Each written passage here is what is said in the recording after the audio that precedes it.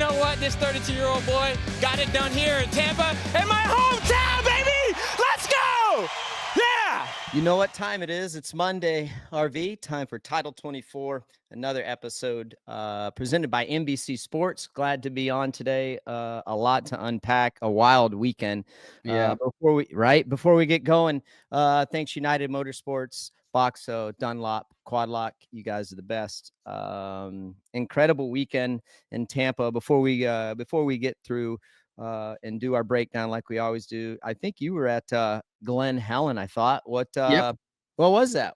Yeah, it was we were out at Glen Helen with the boys racing this weekend. It was a little mammoth qualifier. There's like 5 or 6 of those. So yep, just getting the gate drops, getting the seat time for the boys, How was it? It was good. It was really good.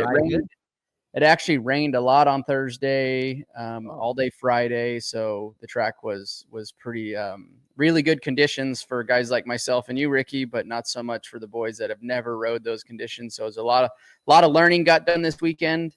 And, but yeah, Sunday turned out really, really good also. So yeah, it was a good weekend of some amateur racing along with, Tampa. We were able to Starlink that baby up to the rig, and we got to watch that also out there at Glen Helen. So it's a good weekend altogether. Was the coverage pretty good? Like, yeah, streaming was good and everything. Oh yeah, it was great. Yeah. Thanks to Elon, bro. That's right. I think we're gonna get Starlink as a backup just in case. So like when the hurricanes came last year, we were out of internet for a little bit, but the people with Starlink was rolling along. But well, that's good. So you had to qualify the boys had to qualify for Mammoth, and then when, dude, you've told me 10 times, when is the Loretta area? Is it? So we have one coming up this weekend in Mesquite, Nevada that I'm pretty sure I'm going to head out on Thursday evening and drive to Mesquite and race that for, I think it's like a mid-central or something qualifier. So yeah, we're going to get out there and just try to keep them racing as much as possible. They have a lot of headway to make. There's a lot of fast kids out there, and, we'll just give them the best opportunity that I can. Yeah, you will. They'll do good. And dude, like they haven't been at it long, so. No, they haven't. About 5 months or so, 5-6 months consistently going at it. So as everybody knows, the dedication from the parents to the dedication to the kids to the program that you have to do and the elevation of this sport from the professional level to the amateur level. It's a lot. So yeah, everybody's got to be on board. Yeah, you got to be all in, no doubt. Dude, we got a exciting show, so everybody tuning into our podcast, like our producers, like, you got to shorten it up a little bit, and but there's been so much meat, right? Like the last couple weeks and drama, whether it's guys getting hurt or epic battles, and then always like the Triple Crown is a lot. Either like on our TV stuff, RV, it takes a little bit longer for the post-race show just because essentially there's 3 mains. But good one. Malcolm Stewart, we're going to talk about Malcolm's win. That was unbelievable. That was a special night. Talk about the whoops. The lappers was a hot topic. The sand. Yeah. Who do we think the next 450 winner will be? Not necessarily this year, but just in general. So get to talk about everybody. Sexton, we're going to talk about that. Hunter, Kenny, Pierce, hated to see that for Pierce. I heard that he was going to have a procedure yesterday. We'll talk about that a little bit later, but let's get right into it. And then, dude, I think the obvious, the United Motorsports moment of the night. Go to unitedmotorsports.com. /title 24 to enter for a chance to win a $50 gift card. Remember, you get that. They give that away each week. You get a $15 credit the first time you're on your initial sign up, I believe that is. So everybody likes some free cheddar. So go over there and check out unitedmotorsports.com. But definitely it has to be Malcolm's win, and sitting up there watching that race, I think about, well, number one, Malcolm as a person is so much fun to be around. And I was teasing Stu a little bit in the broadcast. I said, he's my favorite Stewart, Malcolm is. But no, it is like I've gotten a lot of texts, I'm sure as you have, and then like all this stuff on social media, and of just how pumped they are for Mookie and his win. And I think when you see the reaction from whether it's his competitors, whether it's just regular fans, whether it's TV production guys, whether it's operation guys at Feld, other sponsors, other manufacturers, people chiming in. I think that's just a testament to who Malcolm is. I think he's a great kid. He's fun to be around. Every time you see him, he's majority of the time he's in a great mood, unless he's injured or something silly like that. But dude, he's just a great person to be around, a fun person to be around. And it's no mistake, his brother casts a really big shadow. And I was pumped for him. And I was happy to call that race alongside James. I mean, that's going to be a historical moment for him. And I was blessed to be up there. But dude, he earned it the hard way. I think if you want to win your first race, that's the damn sure way to do it. Come from behind, pass all the best guys. He was gonna in my opinion, he was gonna pass Chase. Yep. Right. And dude, and we talked about in the broadcast, and I can't wait to hear what you had to say about this. But dude, not only was he good in the whoops, the guy was good on the whole racetrack. I mean, he just nailed it. So Mal, congratulations, dude. It's a long time coming. Had you not had that ACL tear, I think you would have had several wins already under your belt. But you've always had the technique and the talent. I mean, you're a 250 divisional champ. So this is no surprise, but way to stick with it. And dude, it was fun to see you win and your reaction. RV, you watched it. Take it away, brother. What did you Malcolm's been at this for a long time. Obviously he has an East Coast, I believe it's an East Coast 250 championship, regional championship already. We know that he's got the speed. He's in this 450 class. He has shown time after time again that he's got the speed and the talent. Just mistakes or crashes or something has always kind of thrown a wrench in the program. And Tampa on Saturday night, watching that track, watching the way it was developing, it looked like a very technical track. The sand was true beach sand. It didn't hold any form whatsoever, at least early on in the main events and qualifiers and throughout the day. But just watching him, right, he looked like he didn't look like he was trying too hard or over trying on that track, because it was taking guys down left and right. In some areas that was expected for them to maybe make mistakes or just catch them off guard in places that you wouldn't expect it. So it looked like he was just riding his own race. He was clicking off laps better than anybody else. He was able to close the gap on Chase like relatively very quickly. As we all know, that double, triple before the whoop section that Mook was doing was just eating guys alive coming through the whoops. Yeah, he's a bigger dude. He's got the leverage on the motorcycle, like you said, Ricky, on the broadcast. But nonetheless, didn't matter. It doesn't really matter what set of whoops. Like James and Malcolm, they've always been, be very, very, very good in the whoop sections. And that entry too, right? Entry speed. Yeah, entry, middle of this whoop section, on the exit of the whoop section, that whole whoop section there was tough. It was one of our longer sets we've had this year. If not, I think it is the longest set we've had this year so far. But he rode phenomenal. And we figured that, people have been talking about this time for a long time. Like it's, Mookie can win. But other than those mistakes, and he was able to mitigate all of those mistakes on Saturday night and stand on top of the box, with what I think only one other set of brothers, right? Hunter, Jett at this point, I think, especially for championships. So a very special moment for the Stewart family. I saw Big James down there, obviously close to home. So they had lots of family members there. So if you're going to do it, there we got Big James there, the rest of the Husky team, like very, very special moment for the family. There's Rango, but also for Malcolm to finally check that box on getting a 450 win. Yeah. I mean, like I talked about it at the beginning of our pod. I mean, you know just how liked he is, not only by the fans and just, again, how polarizing James was, but like it just goes to show you the person that he is and how much respect and the camaraderie between all of his peers there is, and how happy they were. I mean, you just talked about it. Was it Rango from Cowie? And I know that they have a working relation, have had a working relationship. But dude, I'm pumped. I'm pumped for him. Yeah, he rode perfect. And going back, like he was also, let's see here, that section. There's a 90 degree turn. He was going outside, over the table, then on the table, and then Yes. off. Whereas Sexton was going inside, single, hit the tabletop, jump over the single, and then tabletop single again. Yep. And like, dude, like he was making up a lot of time there. And then, like you said, at the that section before the whoops, but dude, even like the corner after the whoops, he was really good. Like he it's like he had maximum traction.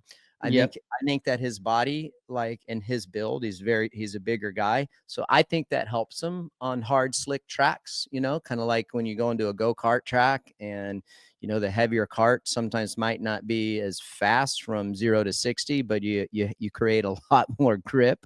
And dude, like he was just perfect. I don't know that I saw in the broadcast. I mean, you might have seen something that I didn't, RV, but I don't know that I saw Malcolm really make a mistake.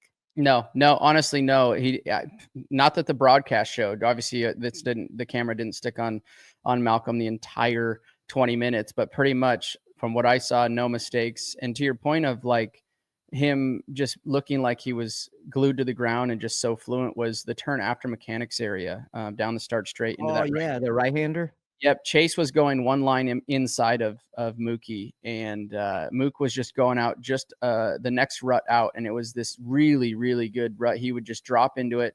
And James made a point too on the broadcast where, you know, he had said earlier in the day, like, hey, this track, he was talking to Mookie, and he was, hey, this track I think is going to suit you. And if you actually watch, Mookie stands or sits down typically more than the rest of the field, and it's exactly what it showed. Like through mechanics area, obviously you're sitting down coming out of the turn, but going into that right-hander after mechanics area, typically the guys stand up. Mook was just staying seated the whole way in there. Different riding style than kind of what we've seen in the past of the last 3 to 4 years of these guys standing up all the way late into the turns and maybe not even sitting down at all in some of these turns. He was on rails, man. Congrats to Malcolm. It's been a long road. 32 years old, to get his first win, relatively a hometown race. It was really good to see, you know, like for anybody, for the kids that are listening to this show, that sucker's been at it and fighting tooth and nail for many years. And he never gave up, as we're watching him celebrate right now for that first 450 win of his career. It'll go down in the history books. Not many guys get to ever win a 450 main event, let alone a championship. Yeah. And last thing before we close it out, like on Malcolm, but I do want to know about I want to know your thoughts on what the rest of the season perhaps looks like for him and where he's at in the championship hunt. But just an overview from what I know of Malcolm and being around his family and him at a very young age, being around James. I was a couple divisions, age divisions older than he was throughout the AMs, but I was always hanging around their pits and stuff like that as he was with us. Dude, Malcolm was like, it wasn't all about Malcolm. It was all about James, you know? So to think about where he has come, like, dude, one weekend he'd be racing RV at Gatorback, and then we go to the next weekend at another local track, and he's like, no, I'm not racing this weekend. I'm just kind of hanging out. Just like the on and off and indecision. And like, I mean, even Big James talked about it. He's like, he didn't want Malcolm to race. He wanted that to be his fishing buddy and all that, to be able to do that. Like RV was saying, these people, these young kids, listen, like, dude, there is time and you just got to stick with it, like Malcolm has done. And Malcolm, you know, didn't start till late, and he got it done. Now, do you think that he'll get some more wins. I mean, I know you don't have a crystal ball, but based on what you saw in his riding in Tampa, what do you think the rest of the Supercross looks like for him, and what do you think his championship hopes would be? Well, I think number one, obviously, we're sitting in a kind of a unique spot right now. Eli hurting his previously hurt Achilles tendon, that lower leg section. We saw him hit that. Hunter Yep. being out right now, also didn't race the main event. So it's kind of working out to be almost the perfect storm for Malcolm. And what can we, as we're looking at the points right now, Chase Sexton sits 101, Cooper Webb 5 down, Jason Anderson 17 down, Ken Roczen 18 down. Eli 21 and Malcolm 24. So yeah, 24 points is a pretty big gap, right? But he's not mathematically, he's not out of it. What's going to be interesting to see is what can Malcolm do with that momentum swing and that momentum shift for his racing. I think that having a win under his belt is going to bring so much more confidence to the program, to him. He's working with Eldon Baker, so the fitness is there. So it's going to be interesting to see what he can do with it. Like I said, I hope he doesn't get too overly excited and be like, hey, I am one of these guys. Not to say he's not one of these guys, but let's see. Like, let's get good starts. Let's stay up front. Let's put yourself in a position to be up in that top 3 every time. Like, I think in the next 3 race goal for him would be if the win's there for sure. Obviously, everybody's going to take it, but to try to be on top of that box or on the first through third in the podium there, to establish that you're going to be there every single weekend from here on out. I think that's what. Because then it starts to get into the other riders' heads. Okay, Mook just knocked down a win. We've all been kind of waiting for that win, but now can the consistency come into play with the mental strength now that he's won? He's got that monkey off of his back. Can he now in the next 3 races keep producing podiums? Because I think that's what he needs now, is the consistency to be there. Dude, exactly. And if he rides like he did in Tampa, which he could, I mean, definitely he for sure third is easily in reach. He's not far off of third place, right there behind Jason Anderson. And like you said, one thing I think like Mook could be really good at, and I think might happen or could happen, is now he knows that he can win, and now he knows that he can run up front. I mean, and dude, he's passing these guys. And listen, I know Kenny had some issues. Like you said, Eli is injured and is going to be, looks like he's going to be battling that injury with his lower leg.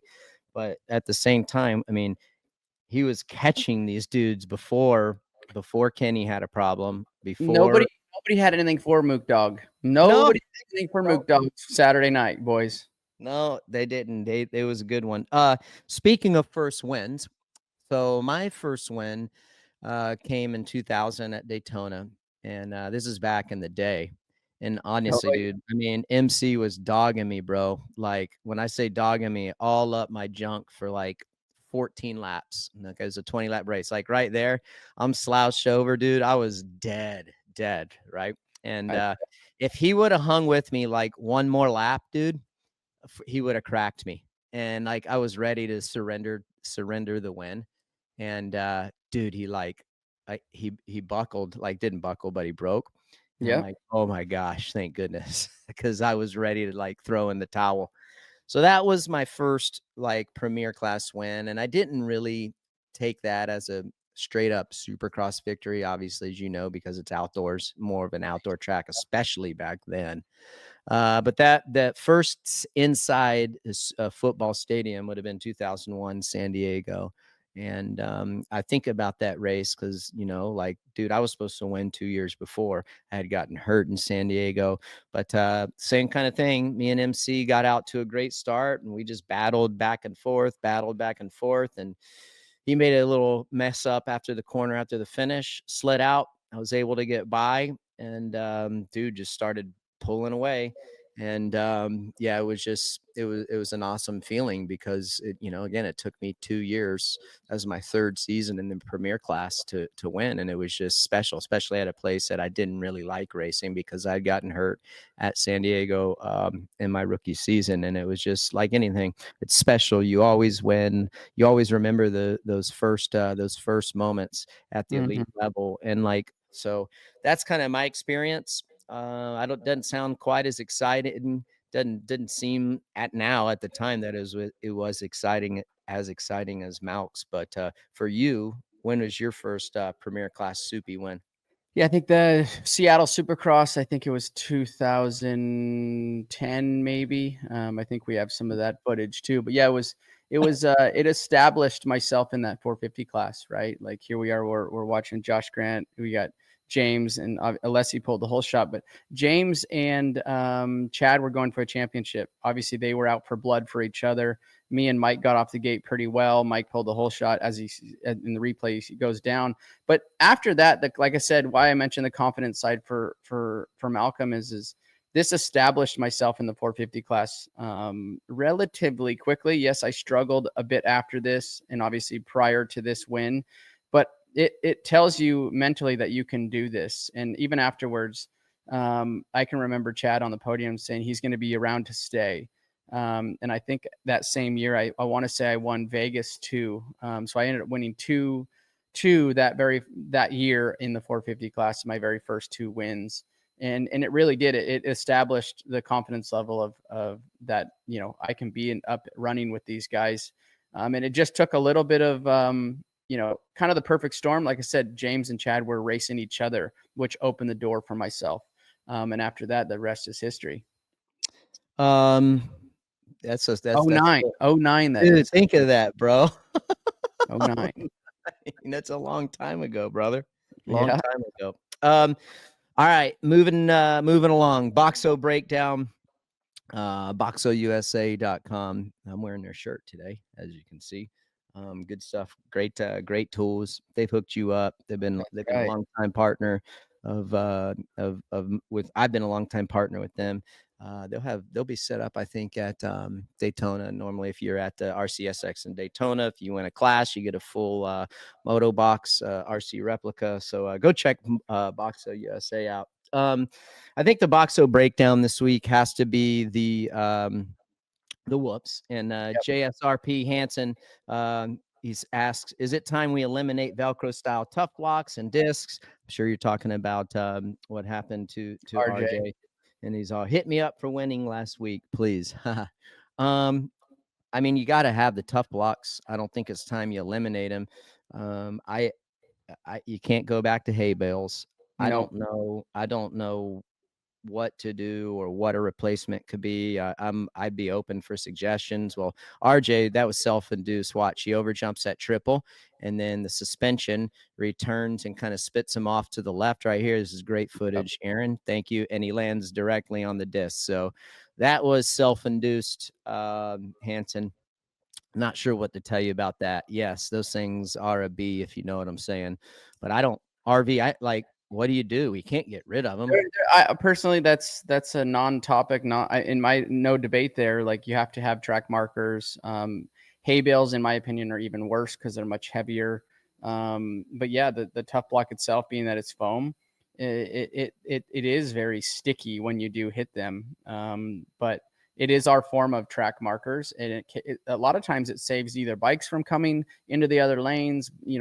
There's a lot of benefit to them. Now, RJ he actually landed on that, and the top of the block, or the cover of the block necessarily grabbed the bike and stopped him. So, as for topic on what do we do for track markers, or, in my opinion, that is the track marker. Stay off of them, right? Like, you have to. It's been in our sport for many, many, many years, and that is something that, to me, I don't think there's anything that you can do other than stay off of them. I think, like I said, we have to have some sort of markers, and it saves sometimes a lot of guys or not cutting, but getting making a mistake and jumping over or jumping into the other lane, or bikes coming into the other lane and things like that. That's right.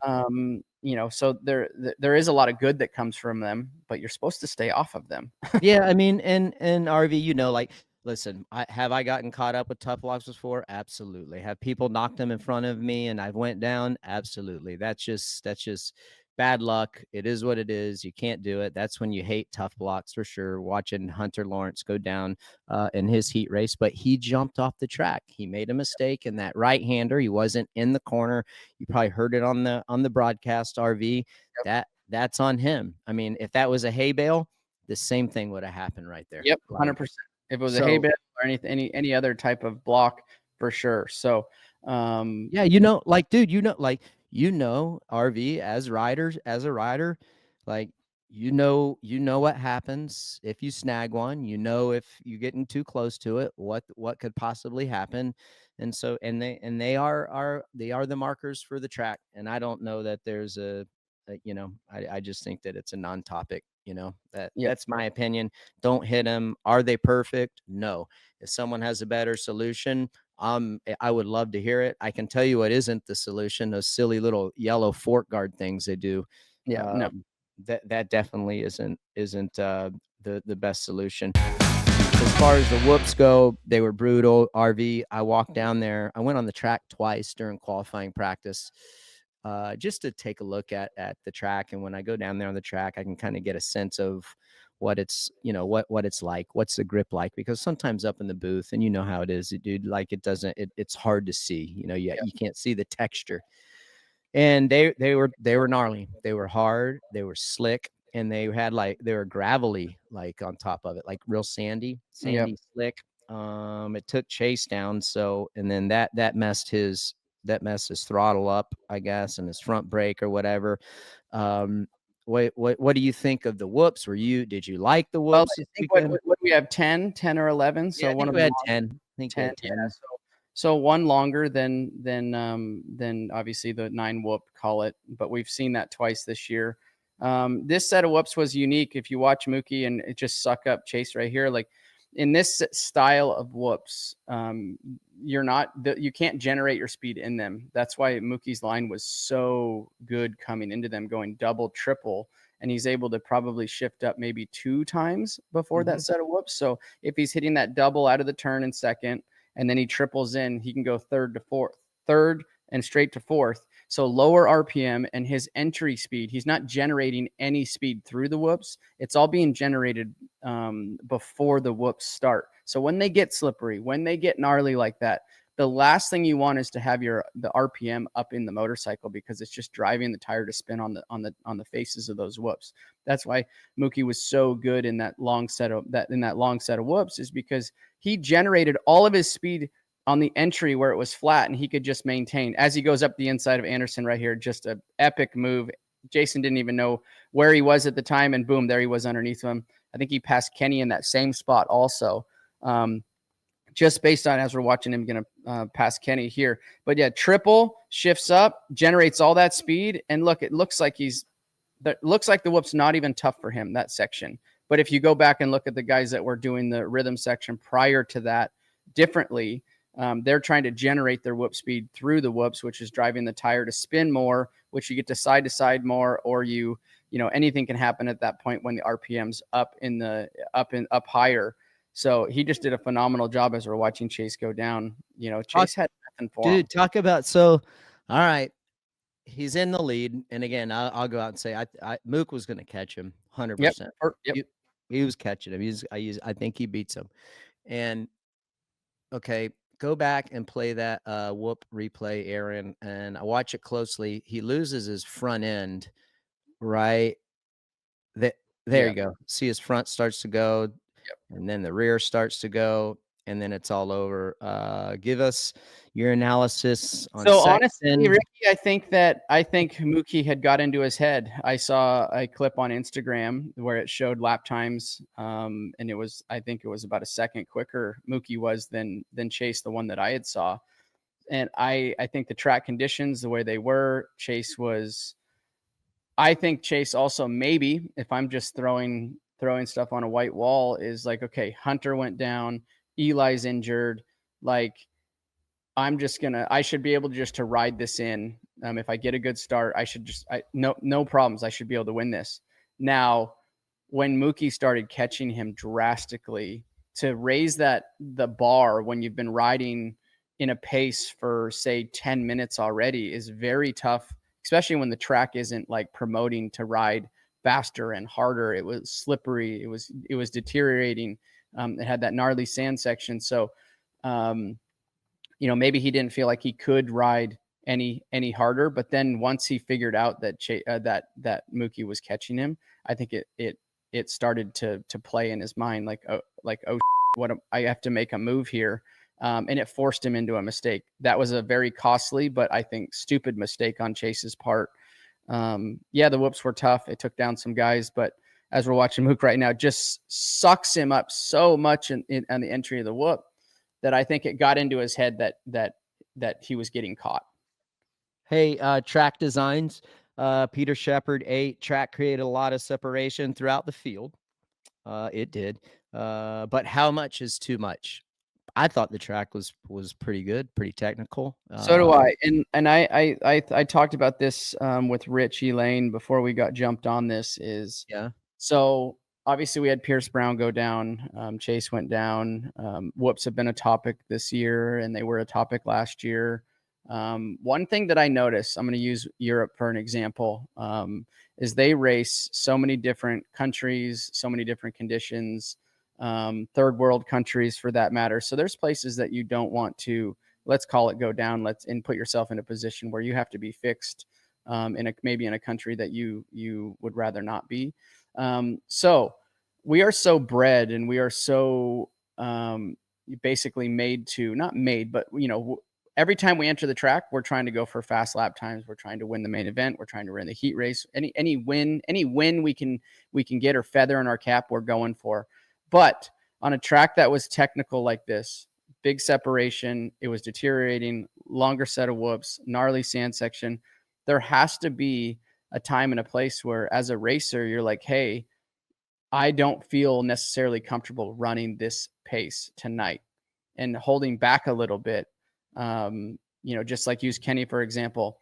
That wasn't Kenny's fault per se, but if he would have waited, which obviously he wants to get past those lappers very quickly, but if he would have waited till after that section, he wouldn't have ended up on the ground, right? A little bit of it was Kenny coming to the left a little bit, and then we have the Honda here.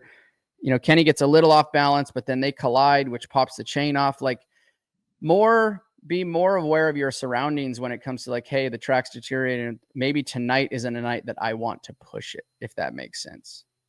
Dude, so Jaden Brown, 210, was the sand section maybe a little too much? All things also considering it's the first Supercross for the East guys. Where you at with the sand? Yeah, I mean, there was a lot of sand this weekend for sure, and it was different sand. Obviously, we get different textures of sand throughout the years or the year of racing. That to me looked like it was like true beach sand. It wouldn't form. It didn't hold anything. It was very soft and sugary. I do you like? Are you for the whoops or not?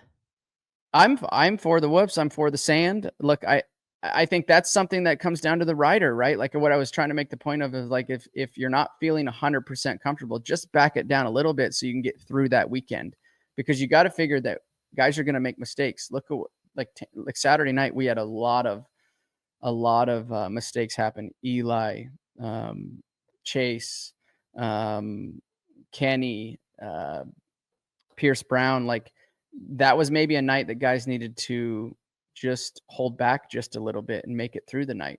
Yeah, I'm a little biased towards the sand just because I loved it. Like I felt like I had an advantage.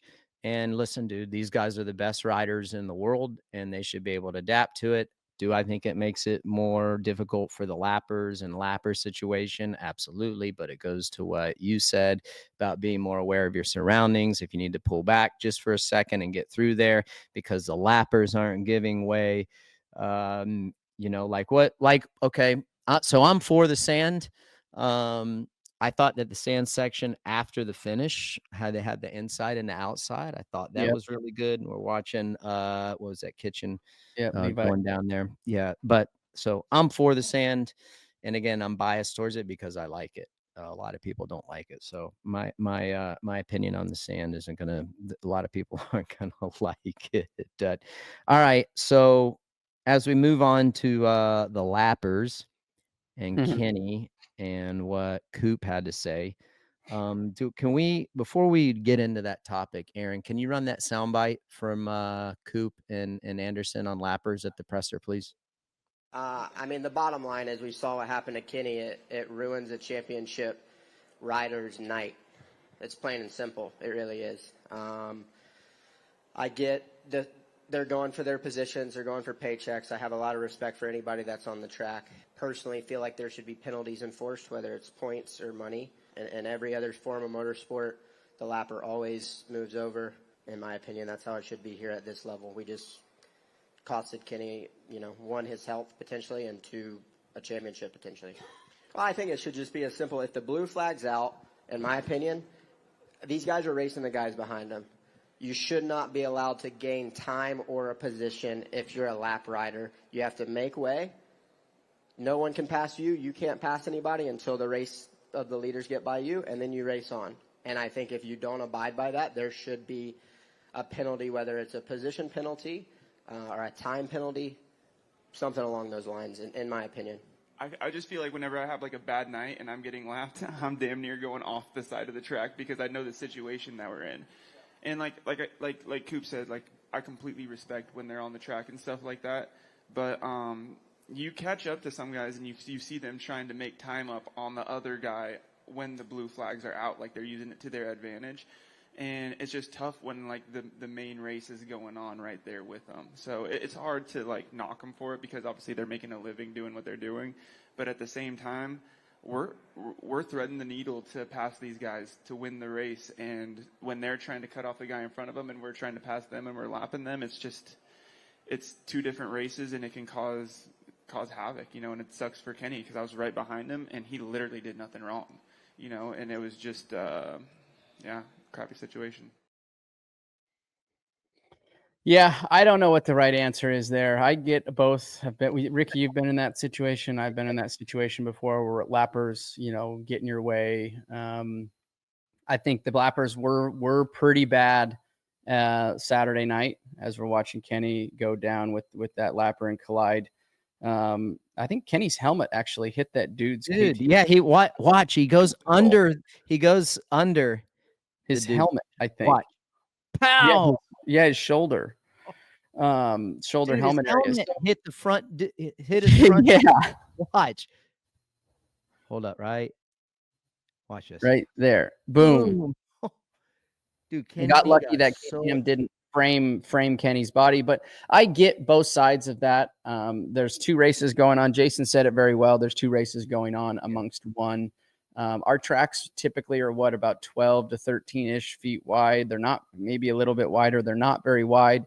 Sand made it worse. Sand made it worse. So when we were talking about the sand, I think the way that SMX track crew built that sand section where Kenny just had went down, being that they had those two big rollers coming into them, if they would have just been more like sand rollers, like that you would wheelie through, I feel like that would have avoided a lot of chaos there coming out of that bull turn, and just had more of a set of rollers instead of two big singles that guys were kind of doubling, especially because they had built underneath that jump, that single that they had built that actually out of dirt, and then they covered it in sand to get the height, to get how high they wanted that jump, how big to make it.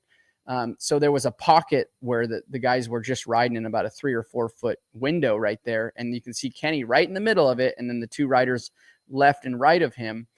But yeah, it's I don't have the answer for that. Like Jason said, they're out there making money for themselves. They're out there and nobody wants to watch a Supercross race, right, with only 10 of the best guys. We have a 22-man gate, and that's what makes part of our sport so exciting. Now, can we do a better job with the blue flag and have the racers pay more attention to it? Yeah, probably.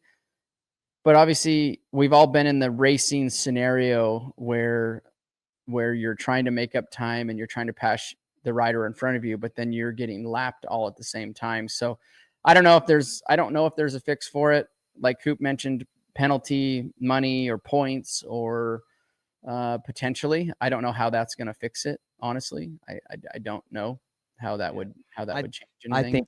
I think the sand section made it worse. That racetrack had very short lanes. That makes it much more difficult too. And I think it's much harder for guys to get out of the way, especially if you take into consideration a track like Glendale, right? Where the lanes are so long, those guys have an opportunity to move around a little bit more.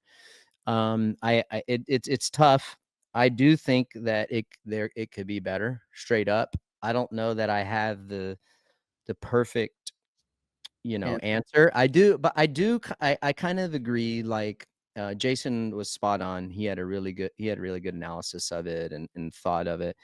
I think Coop, obviously he was pissed and heated, so you have to take that into consideration. But I do think that there should be some kind of like, hey, like check up, get to one side of the track or the other, and and let these guys get by. And I think a lot of it too is like if you pay attention, like the track was technical, track was tough. There was a lot of different options, and anytime you make the tracks tougher, the separation from the privateers versus the premier riders is bigger. That's why they were into lappers so much sooner. That's why the closing rate on the lappers from the top guys was much faster, closer.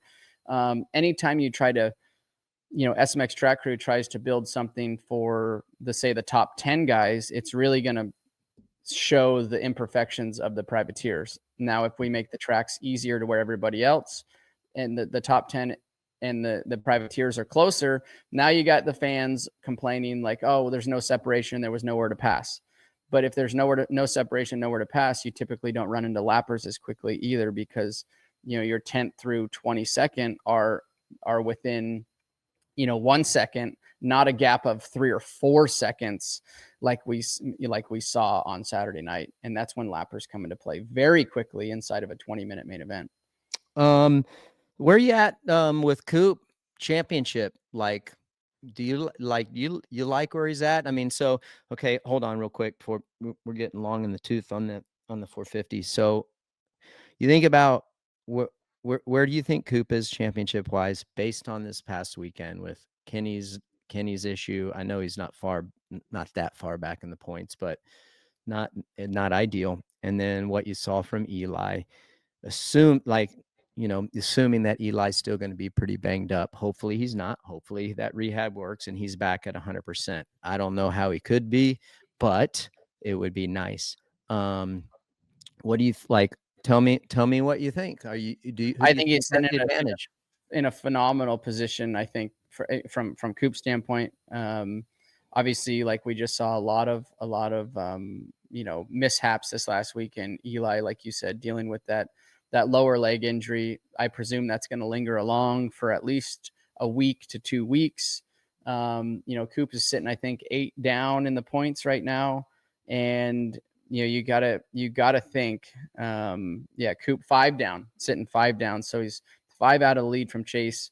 And then it jumps pretty drastically down to 17 for Anderson, 18 for Kenny, and 21 for Eli. So that being said, he's sitting in a phenomenal spot because statistically he gets better as the later of the season gets longer. East Coast tracks. We haven't seen any tracks yet that have been like super, super ruddy. And that seems like where he shines a lot. He's able to go underneath of the underneath line, inside of the inside line is what we've seen in the past. So he's the guy to beat right now, in my opinion, especially with like Hunter's out or not out, but like hurt his shoulder, Eli dealing with that injury, his lower leg injury, and Kenny obviously coming together with the lappers and chain popping off. So right now, if I'm a betting man, I'm betting on Coop just because of just like we saw Saturday night, another mistake by Chase. So Cooper doesn't make mistakes like that very often. And it just happens that Chase does at this point in his career. Yeah, dude, I'm gonna tell you right now, like watching his just how fast and his intensity, talking about Cooper, it was pretty impressive. I mean, and he was way back on the start. That guy came up through the field. I mean, it was pretty incredible. That track was right up his alley. It was you guys will see the Detroit track, very similar. Small, not a lot of lanes. I'm with you. I think he's in a really great spot. He's got momentum. He's close in the points. And I'm going to tell you, like, I know that I saw something on Instagram, RV, where they asked Chase, what about, is it any different with Jett being out of the series? And he's like, no, he basically kind of brushed it off. Like, no, it doesn't change anything, which I think is BS, because it does change it. It changes a lot. Yes, it Why? does. Because a guy can win on any given weekend. He's a guy that has beat you before he got hurt. You had beaten by him already twice. He was beating you going to the last chance, or the last race at Glendale. I think it changes a lot. I mean, you know how it is. What's your championship look like, RV, if Dungey goes down? You're licking your chops going to the next. It automatically becomes a little bit easier. It's one less guy that you have to worry about, and it was one of the best guys on the track. And so going back, like, I think this is one dude that I'm not saying I would be fearful of, but you got to tighten up your straps, dude, because like Coop is a dude, he's a gamer. He's a dog, bro. Yep. I think it does make it easier. I think it's one last person to think about. And like I said, he was one of the best guys on the track, and he's now not on the track. So it alleviates you having to think about, okay, well, where's Jett? And he's one of your main competitors. Well, and then too, dude, you got like Anderson's riding good. He's getting good starts. He is capable. What if there's a night where he's like totally on and he has a little bit more speed than what he has? Then he's like winning. You know what I mean? So then that's one guy that can get in there and kind of mess up. And everybody does it. Look, when guys like this, when Jett ended up tearing his ACL, now you have Cooper hurting his, or not Cooper, but Eli hurting his left leg. Yeah. Dude, blood in the water. It's exactly what happens, and they can smell it. These guys are like sharks. Chad was one of the best dudes out there to do it. He could smell blood from a mile away, and don't let anybody else tell you otherwise. When these guys see a chink in the armor, Ricky, you were the same. I was the same. If we saw a chink in the armor, we kept poking that same festered sore. Yeah, and when you see blood, dude, it is on, brother. Yeah. And that's what you have to do. That's and the good guys are able to block it out. The good guys are able to hopefully shield or block the chink in the armor so that guys can't see it. But eventually it exposes itself. At what degree, we don't know. But from what we're seeing right now, it's very exposed. Eli, very exposed. Obviously, Jett, not even out there anymore. Hunter didn't race the main event. Chase, big chink in the armor, that is exposed again. So right now, Coop, there's not much exposed at this point. And typically he doesn't start the West Coast swing very well.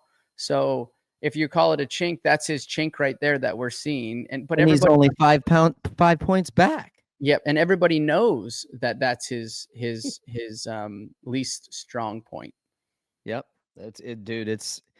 Yep. I mean, that's the thing. Like, I love going this weekend. How are these dudes going to react? You and I talk about it on this podcast all the time, RV. How's he going to respond? All right, let's see what you got. If you're the man, go out there and get it done, right? And it's gonna be fun. It's gonna be fun to see. All right, that's enough. Hunter, I think I talked to someone in their camp. He's gonna go get checked out. That was a tough lick, dude. That was tough. Yeah, he messed that corner up, and then he just had the wrong angle. Look, as he took off, he was pointed to the outside and hits that tough block, and then hits the up ramp of the finish. So hopefully you're all right, Hunter.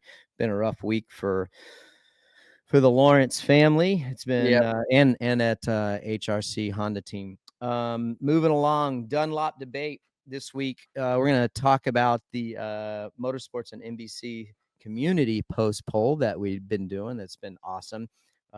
This week it was who's the next rider you think will win their first 450 class race?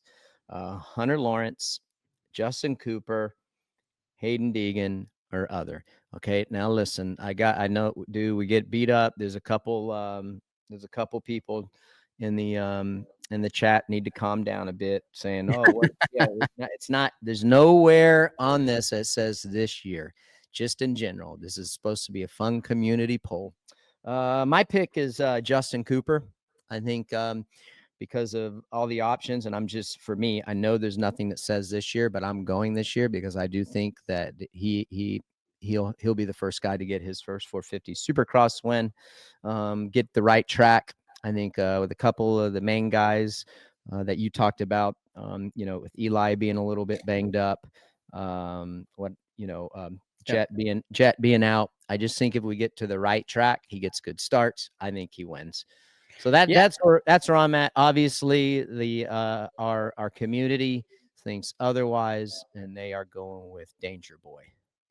Yeah, I see that 57% for Hayden, Justin Cooper 11%, Hunter Lawrence 21%. I'm actually going to go other, and I'm going other for this season, for this current season. I'm not, you said, nothing about this year. Hayden will get his chance. He will probably be for sure a 450 winner, but right now I'm going other in that department. There's too many, like Jason Anderson for an example. We just saw Mookie get his first win. Yeah, but Jason Anderson's already won. I know he's already won. I'm more leaning on who's going to be our fifth or sixth winner of this season. I think we're going to see some guys that maybe get one or two wins this season that we weren't necessarily expecting. We all know they can, right? Aaron says Justin Hill. Maybe Aaron, maybe. You never know. You never know. The dude's got some bike skill. As far as Eli, I mean, we talked about it a little bit. I hate that for him, dude. He looked awesome. Same thing. Just simple little, it just shit happens, man. This is one of those things. You couldn't script this. If you tried to do this a million times, you couldn't do it. I hope he's all right. Like, all the x-rays came back good. Maybe he, can have some PT this week and get to feeling better. I would be surprised based off of it. I mean, he had a gritty 17th place. I think he scored some points. That was good. You're so dependent upon your legs in this sport. Like, and how far off he was just, nursing that thing and trying to just accumulate as many points as possible. I'm cautiously optimistic that he'll be okay. I don't know. Yeah. Well, I mean, we're just going to have to see, right, as we're watching him laboring around the track currently on that replay there, just trying to salvage what he could points wise. Like you said, 17th. So he did get a couple points, which in the end, maybe that saves him, just those 3 extra points that he was able to salvage. Mm-hmm. But it's going to be a long road. Like you said, every one of these guys, we dealt with, or we saw Joe and his finger, right? Like, riding a motorcycle, especially on a Supercross track, it takes every muscle, bone, every ligament in your body to be performing at its highest level to ride a motorcycle like these guys do. And then even after, as you see him limping off there, he's still able to go out there with some of the best riders in the world and finish 17th. It shows you the grit, it shows you the determination, it shows you also how tough these guys are and how much pain that they can ride through. They're all riding through something. It's just at a different level. Yeah, dude, he wrenched that thing. And I mean, listen, for continuity of the series, I just feel like this past weekend or this past week, it's like injuries are breeding injuries. I hate to see it. It's like, damn, that's another guy. This happened to him. This happened to him. And just for our fans and the sport in general, I want to have the best guys in there. So I hope he gets better. Like you, I'm with RV on this one. We're just going to have to wait and see. That's all. It's not ideal. I can tell you that much. Right? Mm-hmm. It's like, switching gears, dude. 250. Max Anstie doesn't come as a surprise to me, RV. He looks great on that bike. I watched him in time qualifying practice. And bro, he could knock those laps out over and over and over. And other guys that you would watch, like, they looked good, but I'm like, dude, man, I feel like that pace would be tough to carry for 15 plus 1 minute. And I'm pumped for Max. I like Max. I love I like him as a person. I like him as a dad. Where he's at, I think, in his life gives him some experience and maybe a little advantage being older and a family man like he is, where he's, how he's traveled the globe racing against great guys in MXGP, as you know. I think he's a favorite for the title, dude. I thought he looked great.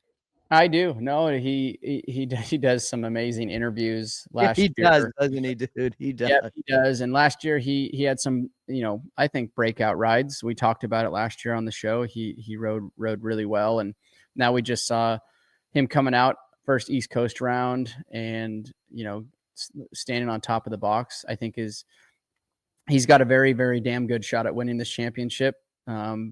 To what you said about him being, 30 odd years old, older, further down the road, got a child, married, and he's racing against, some younger racers, but also he's got guys like Hampshire around the same age as him and some other dudes. So I think he's got a really good shot at winning this, which would be one hell of a story from his whole career as a story itself, coming to the States, back to Europe, back to the States, back to Europe 3 or 4 times. I mean, he's been all over the globe, and if he could win an East Coast championship, that'd be something really special to see.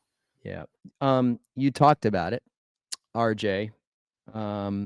He hosed himself. I thought he was going to do really well. He had a great heat race, and he's still kind of banged up, right? Yep. Like from that injury, he had to have a second surgery on his scaphoid. I guess the screw was backing out, or it failed, or whatever. So like that kind of hosed him. So he didn't get the preparation that he needed. So which I don't think that's a bad thing for RJ coming into the series. Kind of just like, hey, just go out there and knock the laps down and get some points. But he hosed himself, jumps on the disc, and ends up 18th. RV, you know better than anybody. Hard to do these in these 250 divisional series because the racing is abbreviated. There he goes. He's not even in the top 10. We're looking at points. Anstie 25, McAdoo second. Hammaker rode really strong. Bennick, you'll see on the points here. Bennick is 8 points down. Even though he got second place, he was docked 5 championship points. Yeah, he jumped on a red cross flag, and you can't do that. I actually like how the AMA did that. I think that was. I didn't even see it. What the hell did he do? Either, but I liked. I know we rag on AMA a fair amount, just with some of the decision makings and things like that, and we have in the past. But I liked how they let him keep his position, his podium position, his first podium position there, and then dropped him the championship points. In my opinion, I think that was a good move. But there was a lot of, Aaron, if you pull that back up, there was a lot of heavy hitters. RJ Hampshire obviously not in the top 10, but Levi Kitchen 9th, Nate Thrasher, Chance Hymas 6th, Tom Vial also not really in the picture or wasn't talked about a lot, but it was still 5th, so he's 8 points down. And then McAdoo, right? Torn ACL. Dude, that guy had a heroic ride, brother. Yep. McAdoo obviously up, second, which was one hell of a ride with everything he's been dealt with, the cards he's been dealt with off season. So, very was not this is a non-typical, I think, finish. You see, like I said, RJ not even in the top 10. There were some pretty heavy hitters or guys that I expected, and I'm sure you expected RC to be further up front there. That had a pretty big off night for the starter of the season. Yeah, absolutely. Faulkner, he was sick. Fortner got sick. He was flu-like stuff. He woke up Saturday morning feeling that way. He was running a fever, all that. So I'm going to give him another weekend. The bike is winnable because his teammate won the week before, and he's been on a podium damn near every race except one, and that was until the last lap. That was Cullen Park gave him the business coming out of the corner right there. But, it just didn't seem like he had any intensity whatsoever. So I expect him to be a little bit better. There you go. Good stuff. Yeah. You're in throwing that in there. Just, hey, you can't leave that thing open. Cullen got after it. No. Yeah, I expected more out of Levi. I'm a huge Levi fan, just like you. I mean, he's Pacific Northwest guy. Again, I only get to see what you guys saw on the broadcast. I saw that Kitchen had a problem. Well, there's one of his problems right there. Yeah. One in the sand section. He had a problem in the heat race as well. So I'm not. He said he was a lot better. He said he feels a lot better now than he did going into Anaheim 1 before he got sick. So I don't know. Typically he kind of starts out a little bit slower. So I'm with you, dude. I think that it was a non-typical race, and I believe that we see something a little bit different. So this person, this is a good question. PDW 1785. Why was McAdoo able to race with a torn ACL, but Jett had to get surgery? Dude, that's a really good question, and you go for it. Yeah, it just all depends on how it was tore, mainly how unstable your knee is. Like I've raced many years with mine tore, and I was able to do it. But the Seattle Supercross, when I had tore it there, same at Paula, one of the other times, like I tore it, I knew what happened, and it was very unstable. There was no riding with it, but I had done it previously for years before that. So I think it just all depends on how unstable the knee is. Obviously you can wear knee braces. A lot of guys do wear knee braces and then tape it up.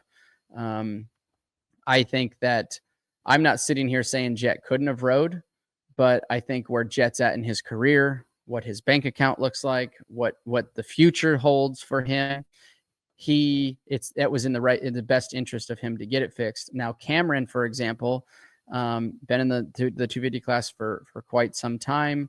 It's it's his time that he has to do something to secure something in the future.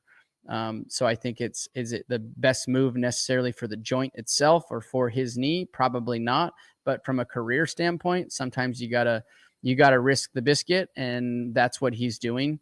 And that was a hell of a showing with a torn ACL. So I think it's kind of your trajectory, and where Jett sits right now, I don't think it was in his best interest to ride.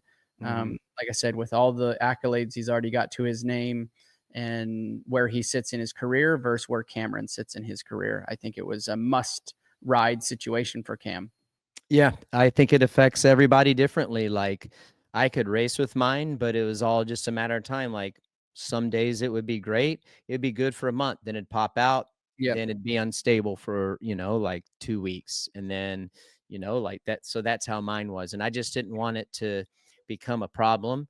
So that's why I had it fixed. And like RV said, for you guys just listening to this or you're watching this podcast, I agree with RV wholeheartedly. It's like Cameron's in a different spot. And you just have to go out there and do it. I don't know where Cam is on a contract side of things. I don't know if this is his final year. I need to ask him, actually. I'll do that this week. But Ricky, like okay, say Supercross goes well, right? And he maybe wins the championship, maybe he doesn't, but he's top 3. Eventually he has to get it fixed. So is that going to fall on outdoors? Is that going to fall on the beginning of if he makes it through outdoors and then he tries to rush it and fix it before Supercross next year? Like no matter how you look at Cam's decision of racing or not racing, like he's going to be up shit creek without a paddle eventually. Like he's going to have to get it fixed like one way or another. I would try to put in a hell of a Supercross season, hopefully win a couple races, secure a deal. Like you said, I don't know exactly what his contract terms are sitting right here, right now. But if he is up next year, he's going to want to put in one hell of a season to secure a ride for 26 and then get it fixed. I'm with you. If I'm Cam, you just made me think like, if I'm Cam RV, I'll go as hard as I can in the paint right now.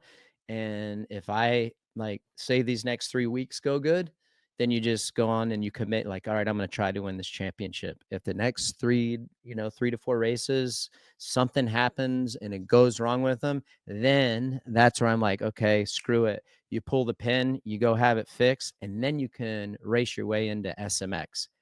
If I'm Cam, that's what I'm doing. That way you can be ready. It won't be ideal, but you can be ready for SMX playoffs, race your way in. You know he's going to race his way in. He's going to make it through the last chance.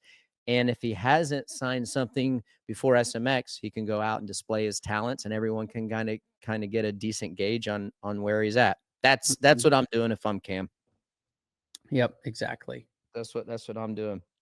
Good question, PDW 1785. I think it, like RV says, I think it affects everyone differently, from a from a physicality standpoint, and then obviously from a bank account and what your ride looks like, it affects that as well.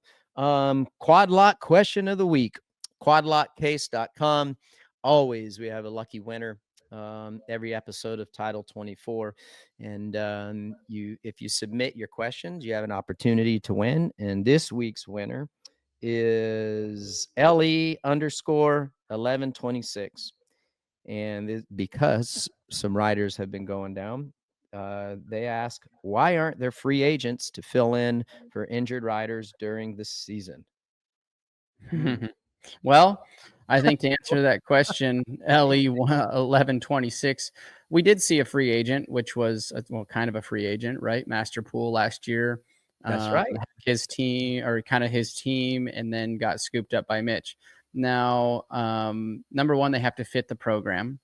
And number two, if I'm a team owner, no matter if it's still costing you money with no bike on the track, number one. Number two, you put a bike on the track, it's costing you more money now. So what are the odds of that fill-in rider producing something that's worth a damn, that are keeping your sponsors happy?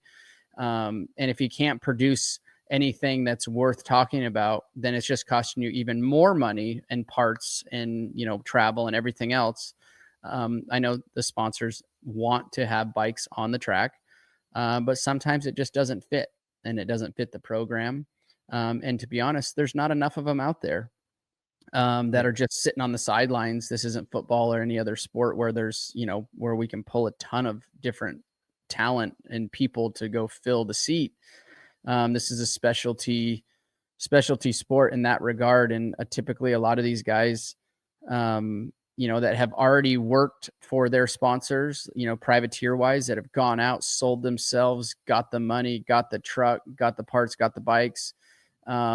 Unless you, as a privateer, unless you can secure, say, hey, 6, 8, 10 races, and you say, hey, you got 2 weekends to ride this factory bike. Well, to me, unless that's just a goal in your, the box you want to check to ride a factory motorcycle one time in your life, that it probably doesn't make sense to abandon the program you have already put together. Not to mention, I'm sure, as we know, their personal sponsors that they've gone out and sold themselves on aren't going to be pumped, because now you're riding a gas for yourself, and now you're going to be riding a Kawasaki. None of those sponsors are going to coincide.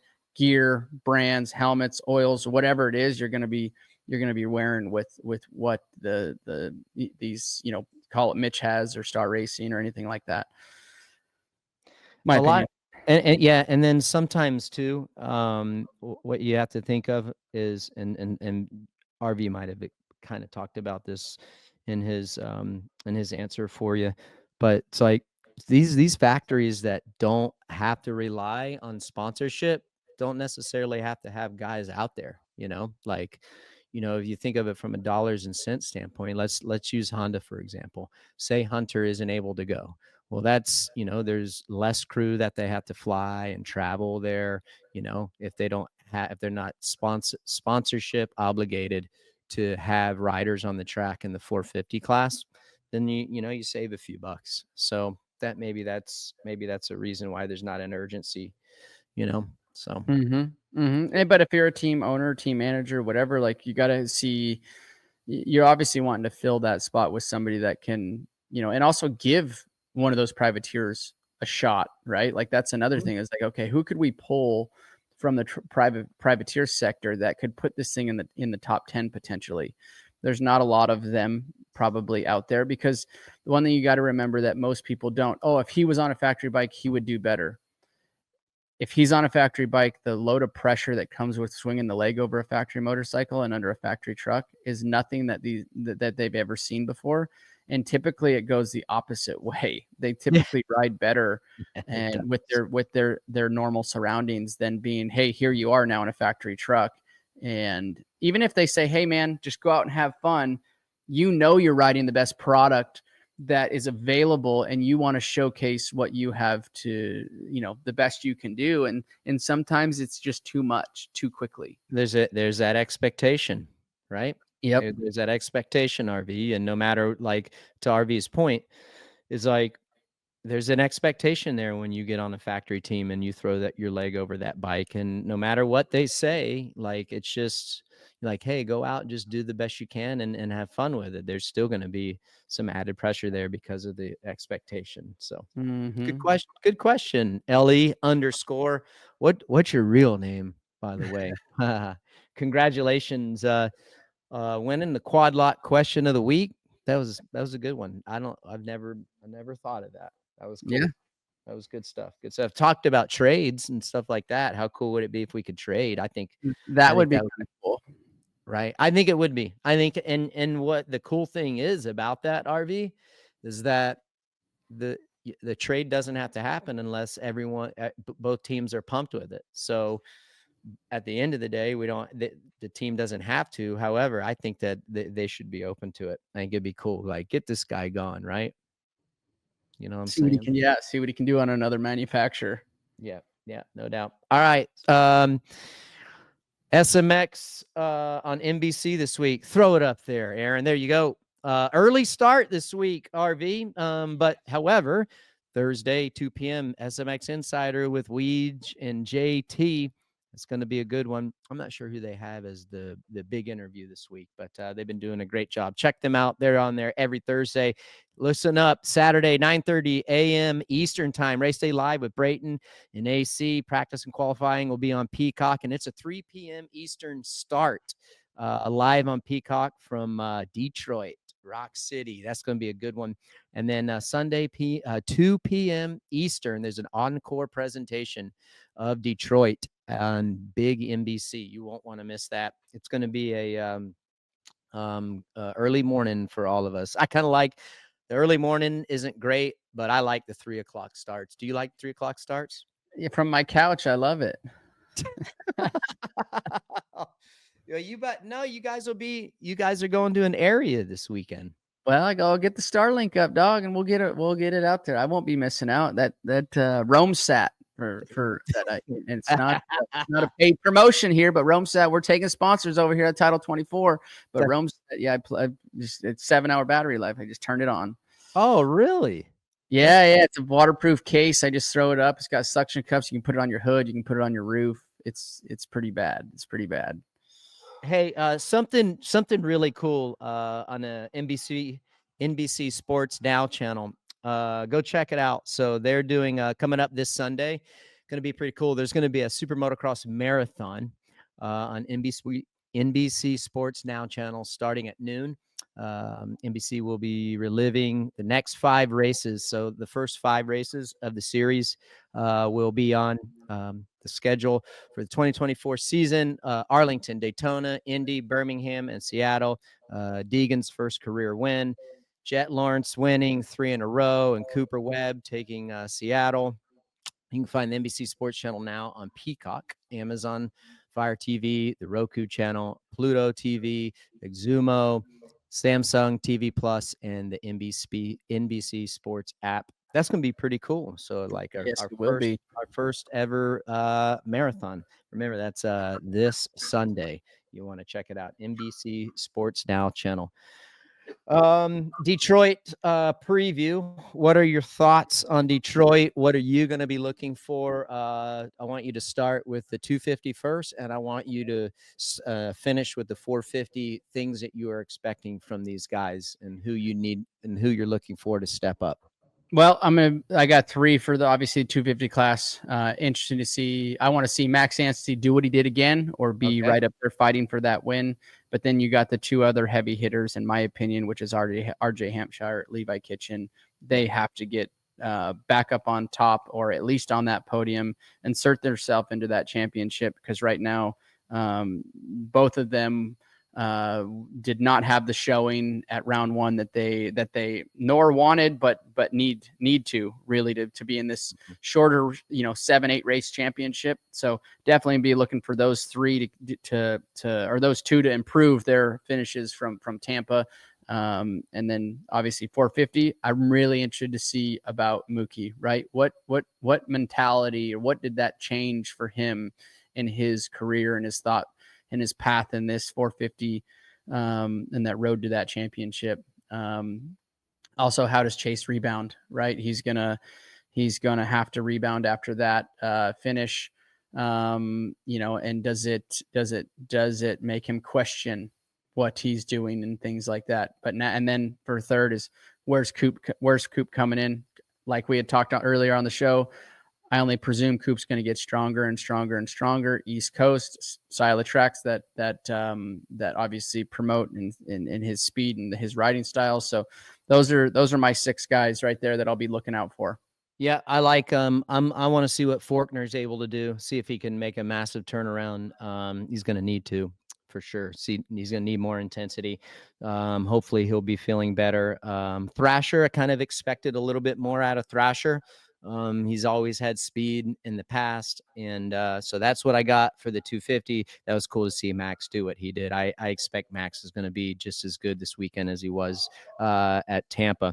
And then I'm looking to see how Eli is going to be feeling. Hopefully he'll be all right. I think he's going to take a lot of rehab, but I hope for his sake, the series' sake, and the championship's sake, I hope that he makes some serious improvements and is able to get that lower leg feeling better. And then Coop, his starts need to be a little bit better. He's got the intensity stuff lined up. As far as the track layout goes, RV, it looks very, very similar to a style that he likes. I know that he said on the podium, remember, he likes Detroit. So he's done well there in the past. So looking forward to seeing if he's able to get up there a little bit early. And I want to see a dogfight between him and Chase. I want to see how that battle plays out. So that's what I'm looking forward to Detroit, brother. And hoping the boys that Gage and Brax get her done this weekend. We'll see. Mesquite, what's the practice schedule like this week, brother? They try to do Paris Mini Night on Tuesday, get to a little arena cross action on a Wednesday, and then Thursday evening head out because I think there's Friday practice. So I like to a track they've never been. So that's the cool thing is introducing them into these different tracks, different conditions. I had Brax pull off the track on Saturday morning, and he looks at me and his eyes were as big as could be, and he goes, all he said was the track, and I'm like, yeah. It rained. Get back out there. What are you worried about? Like, go. He's never rode anything like it. So we did a lot of learning this weekend, but it was good. That's cool. Hey, Aaron, throw up the Detroit track map for the champ and our viewers here. There you go, RV. It's pretty tight. Yes. Not along lanes. Check out that first turn though. Another right-hand first turn. This one probably be a little bit easier, right? With it being more sweeping. Yeah. And it's interesting. Obviously, a lot of the more guys started on the inside of that right-hander this past weekend. It was a tight right. So, it looks like we have not nearly as much sand. We just have a big sweeper sand section. Got a nice whoop section there. But to your point, shorter lanes really probably going to suit Coop there, the way he rides that motorcycle, how much front brake he uses, and where he can go underneath of every other rider out there. So it's and also Detroit. So going to see what kind of dirt shows up and gets put in the stadium. Going to be softer, probably going to be ruddier, and really grab a hold of the bike. So it'd be real tacky. Yep. It's going to be a lot cooler in Detroit than it was in Tampa, my friend. Dude, I'm sure. that sun Is was close? Is that a closed stadium, RC? Or yeah, dude. Yeah. It's close. The Detroit field. Yep. It's close. Okay. So it'll be good. It'll be warm. I know where it will be warm inside that booth, brother. That's right. All right. Well, we appreciate everybody for tuning in and sending all the questions and stuff for RV and I to react. It makes a lot of fun. You guys have been insane this year. Each year, our fan base is growing, our viewership is growing, and we are humbled by all of the support. Thank you to our great partners, United Motorsports, Quad Lock, Foxo, and Dunlop. You guys are the best. Remember, you can check us out on Peacock. We're on demand on Peacock and on Motorsports on NBC's YouTube page as well. Detroit this week, area qualifiers for RV and the boys. I'm kind of chilling during the week. Got some content calls on Wednesday I'll be doing for TV. Right. Other than that, congratulations again to Malcolm Stewart, Max Anstie on incredible wins. That was fun to be a part of. There's no doubt about that. And we will see everyone here again next month. Hi folks, Lee Diffie from NBC Sports here. If you truly enjoyed what you just watched, you can get more news, interviews, and highlights by subscribing to the Motorsports on NBC YouTube page. You can get it all, so go for it.